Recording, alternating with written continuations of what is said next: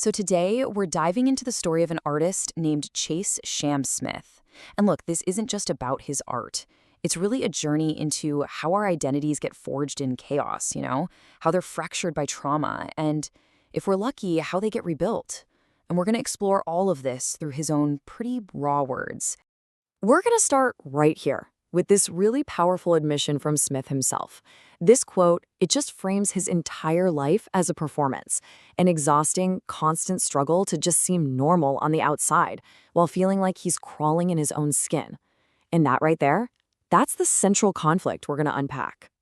You know that feeling of always performing? It leads us straight to the big question here. Salesman, inmate, father, artist, Smith has worn so many different masks. But why?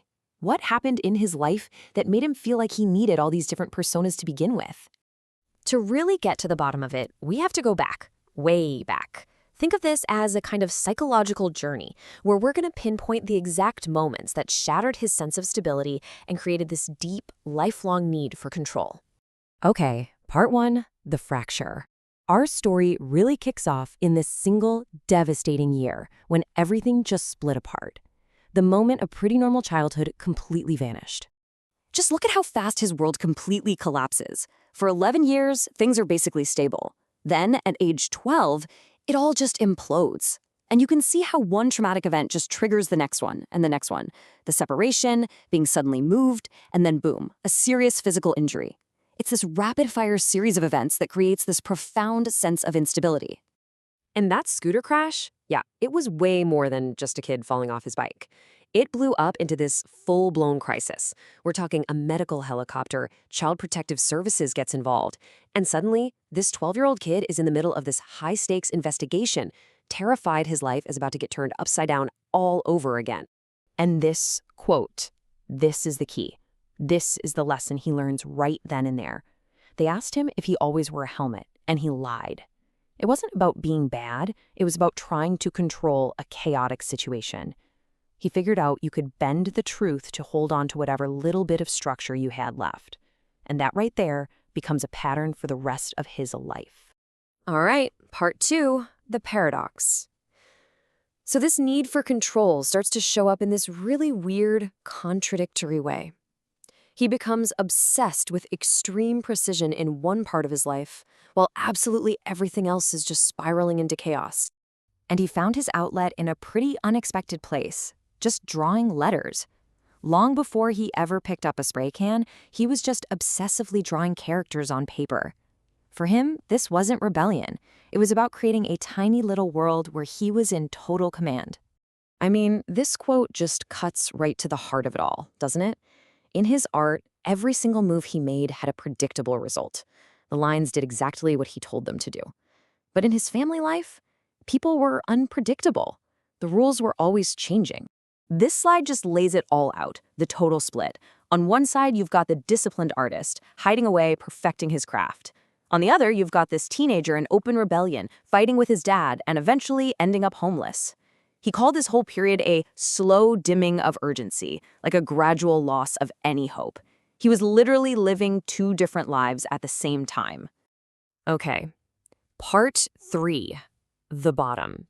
This is where that search for control takes a much, much darker turn. After his brother tragically dies, his goal isn't stability anymore. It's just to feel nothing at all. His brother's death was the final break. The static inside his head just became unbearable. So substance use, it stopped being about teenage fun. It became a tool. It became anesthesia, a way to numb a grief that was just too overwhelming. And this number, wow, it's staggering. 7 Xanax pills a day. Just think about that. It's such a stark, clinical way to measure just how desperate he was to escape his own mind during his senior year of high school. He was basically a ghost walking through the school halls. So from here, the downward spiral just speeds up. Every new crisis forces him to put on a harder, more protective mask. He ends up homeless, he finds his own mother deep in her addiction, and he just drifts into the criminal world. And in that world, he actually finds a new kind of control, first as a courier, and then later he even becomes a leader inside the jail system. Part 4, the vision. It's only after he loses absolutely everything, the money, his freedom, his identity as a new father, that this incredibly profound experience on a mountain becomes the thing that finally sparks real change. So he's at his absolute lowest, facing jail time, he's lost his daughter, and he takes this massive dose of psychedelics, alone on a mountain. And the whole thing starts with just pure terror. He is convinced he is dying. He's forced to look at every single failure in his life. But then that terror breaks, and it gives way to this completely transformative vision.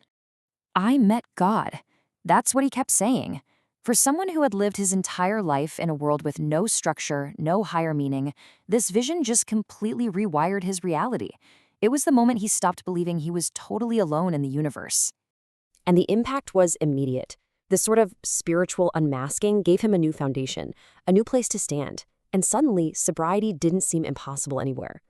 And his art, which was once just this tool for control through perfect lettering, it just exploded into this new thing, a way for him to actually process and understand the wild visions he'd had. So when you look at his whole life, it's really been this long negotiation with reality. As a kid, he edited it just to survive. As a young man, he tried to numb it to cope. And now, as an artist, he's finally able to transform it, to create something new and meaningful out of all the chaos from his past. Which really leaves us with this final thought, right? For someone who has spent decades putting on masks and taking them off just to get by, the journey to find the real self, the actual face underneath all those personas, that's the hardest and most important work there is. What does being authentic even look like when performing has been your main way to survive?